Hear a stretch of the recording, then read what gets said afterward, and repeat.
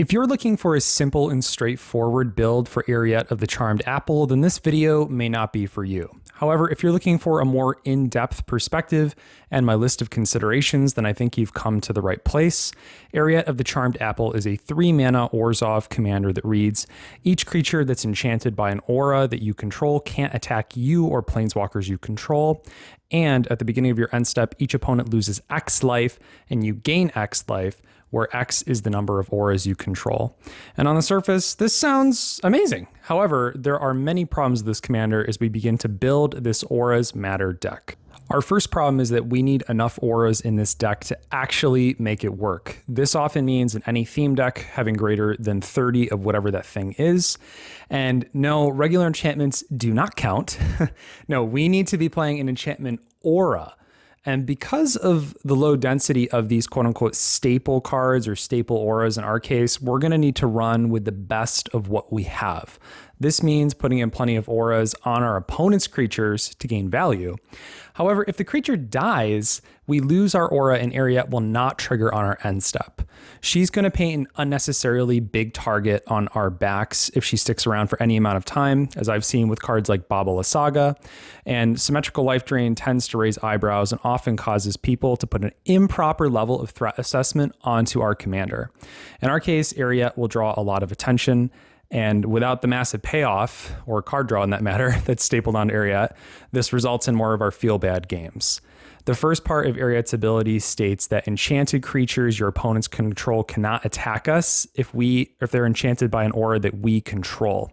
This means that you lose protection immediately upon Eriette leaving the battlefield, making it even more important for us to try and protect her. And we also have the problem of card draw if we haven't had enough problems already. So we're not in green, so draw is much harder to come by in the Orzhov colors for enchantment aura specifically.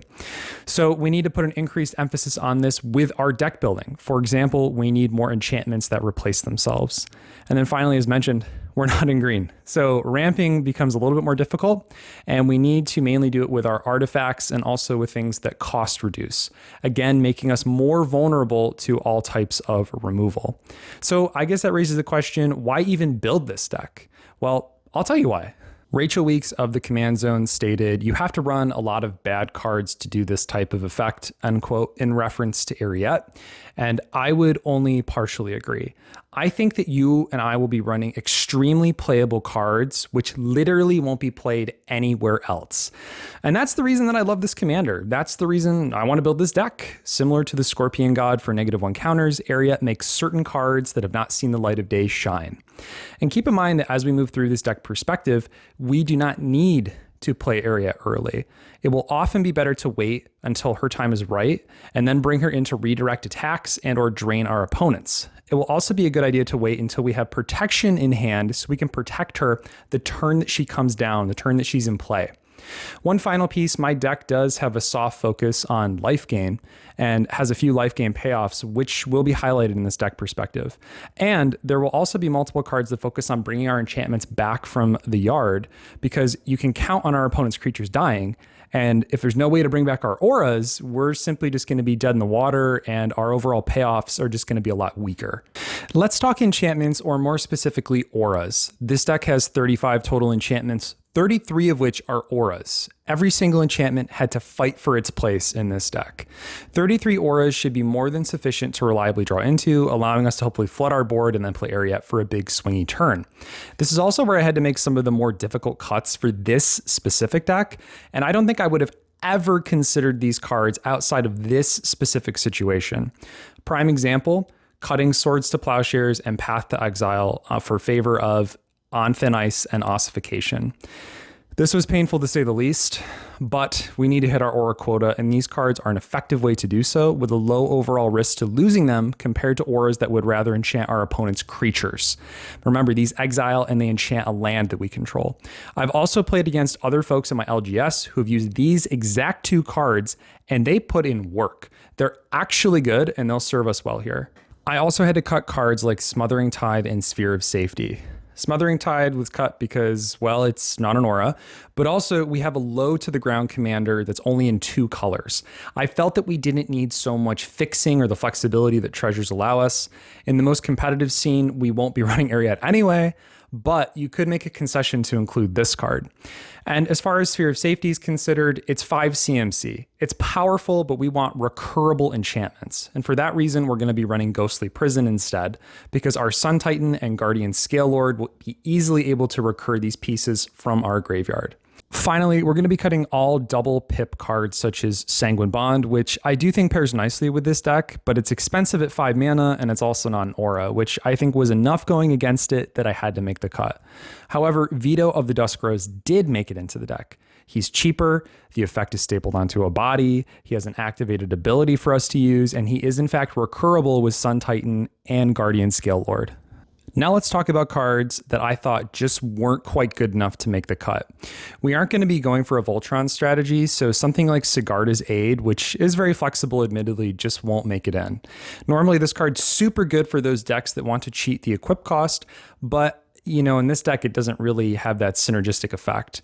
I would run this in any equipment deck I have, and it's very good, but we're often not going to leave the mana up anyway because of Eriette's effect. We want to tap out and play as many auras as possible on our turn to drain our opponents.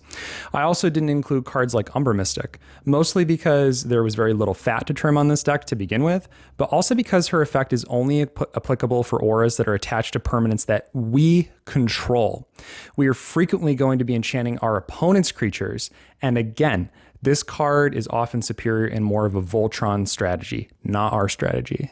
As I trimmed and trimmed, I cut every single card that said, quote, can't attack you or planeswalkers you control, end quote. These are stapled onto various enchantment cards, such as Vow of Torment, and all of these cards have a few big problems. First, they're often redundant because we aim to keep Eriette on the battlefield with our various forms of protection. But also, this falls into the same trap because we're enchanting an opponent's creature, which I've tried to limit these wherever possible. That creature dying means that we not only lose the aura, but in the future, when we want to reanimate our enchantments, I would rather have the flexibility to choose one of my creatures with an increased upside, which is why cards like Angelic Destiny did make the cut. Speaking of protection, Eriette will become an absolute magnet for removal. I made the difficult choice to cut Swiftfoot Boots, but I did leave in our Lightning Greaves. And that's because of that 1 mana equip cost. There are 1 mana auras such as Kaya's Ghost Form, which offers us a similar level of protection whilst adding to our overall aura count. You can also use these protection effects in a political manner to gain the upper ground by protecting your opponent's creatures. However, the main purpose of these effects is to enchant our creatures, and mostly our commander and protector, to ensure that the pain train keeps on rolling. Next on the topic of cards that I felt weren't quite good enough is Sigil of the Empty Throne. Now don't get me wrong, I love this card, but 5 mana is a little bit steep. It's not an aura. Plus, it only cares about our cast trigger. It doesn't care about any of our ETB effects. So the various forms of recursion that we have built into this deck will not trigger it. So our new card, which is Lord Skitter's Blessing, would only trigger on the first cast. So we wouldn't get an additional trigger for the Wicked Roll token entering. Whereas cards like Archon of Sun's Grace and Najani's Chosen will in fact trigger twice. This is more of a consistency move for the deck, moving away from the quote-unquote cast trigger to ensure that our deck is as synergistic as possible. Plus, cards like Lord Skitter's Blessing has the added benefit of card draw stapled onto it as well.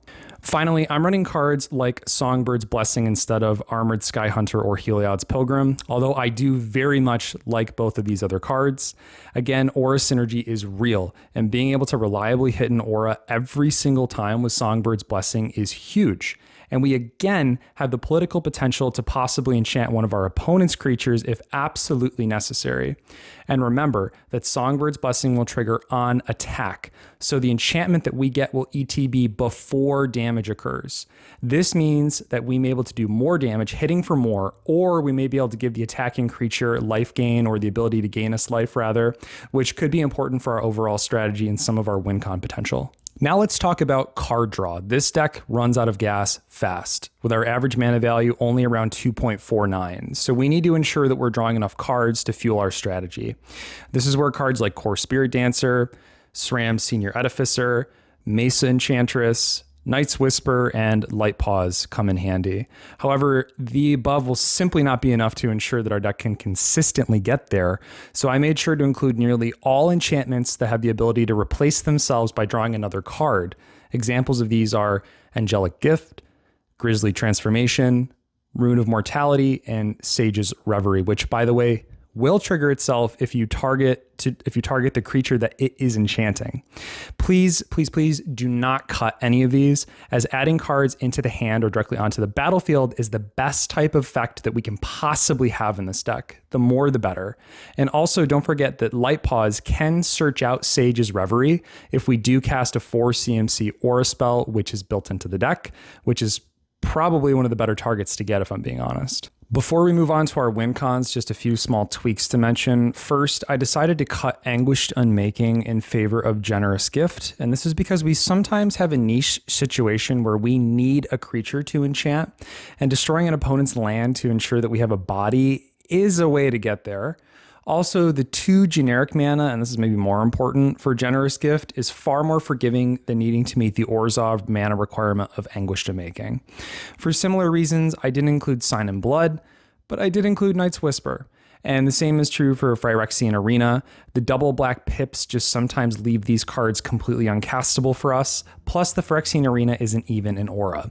And last, and perhaps most important, if you use this deck list, you must run Snowlands. And that's because of the card On Thin Ice. I just don't want you to get to the table and then all of a sudden realize that you can't cast this card because you're not running a Snowland base, and you have to be running a Snowland base for this aura. Now for the good stuff, win cons. We have a clear win con sitting in the command zone with Eriette, simply draining out our opponents, and she couples well with a card like Veto of the Dusk Rose, whom off of a single trigger of, let's say, maybe 5 auras would net us an additional 5 damage.